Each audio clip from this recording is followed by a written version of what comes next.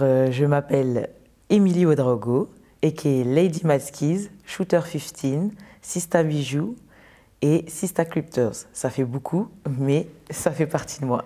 Donc, je suis danseuse de crump depuis 2008. Dali, c'est un projet qui me tient vraiment à cœur parce qu'en fait, c'est l'association de deux êtres humains totalement différents et qui font qu'un dans certaines situations. C'est mon ami Waldo Pierre, aka Junior Tiger, aka Jedot Tiger. C'est mon acolyte en danse avec qui on a grandi en fait, même hors de la danse. Et on a décidé en fait de faire qu'un sur la scène. Déjà, nous, on fait du crump, une danse qui vient de Los Angeles, donc qui est assez saccadée, assez vif, assez énergétique. Et je dirais qu'elle porte beaucoup de rage, mais autant de rage, de joie, de violence et d'amour, que la colère et tout ce qu'on pourrait lui coller de manière automatique. Et donc, en fait, dans le travail, c'est vraiment ce côté de ressentir un peu ce feeling, de suivre aussi par une sorte d'intention vraiment, et que quand ça perce, qu'on puisse être attentif pour que ça soit limite quelque chose qui jaillit, quoi. Le crump, ça représente beaucoup pour moi parce qu'en fait, c'est une danse qui m'a beaucoup apporté, qui m'a changé ma vie.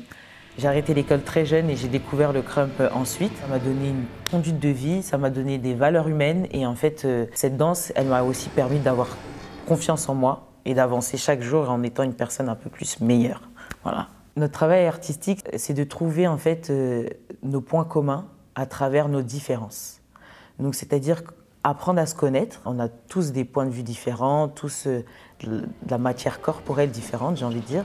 Et donc, comment en fait trouver nos points qui nous rallient, comment trouver les chemins par lesquels on passe et qui pourraient être semblables ou se ressembler. Comment en fait trouver ce terrain d'entente. Ce qu'on essaye majoritairement de faire, c'est de sentir l'autre. C'est tout bête, mais c'est vraiment une rencontre. On apprend vraiment à se connaître, à se regarder, à s'apprécier, à se poser des questions sur l'autre. Dans la forme artistique, je dirais que c'est du talk and réponse. C'est des énergies qu'on s'envoie à la face. On voit en fait ce que ça nous fait, quelle est la réponse à ça en fait. Voilà.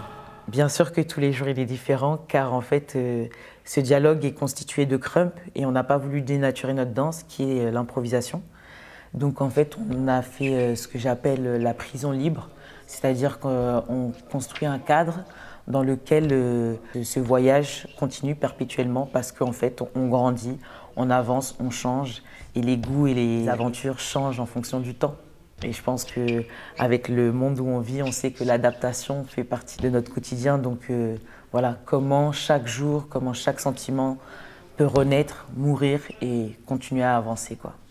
Déjà, Propulsion, pour nous, ça a été une chance comme une destinée parce qu'on a vraiment trouvé ce flyers 48 heures avant la fin de la clôture des dossiers. Et donc, on s'est dit, on fonce. On fonce, on fonce. On habitait tous les deux dans le 20e. C'est bon, on y va. Et en fait, pour nous, c'était l'opportunité d'aller jusqu'au bout de Dali déjà, parce qu'on avait fait nos premiers pas en 2011, juste ensemble, sans vraiment être professionnels, très maladroits, etc. Mais on avait vraiment ce désir-là.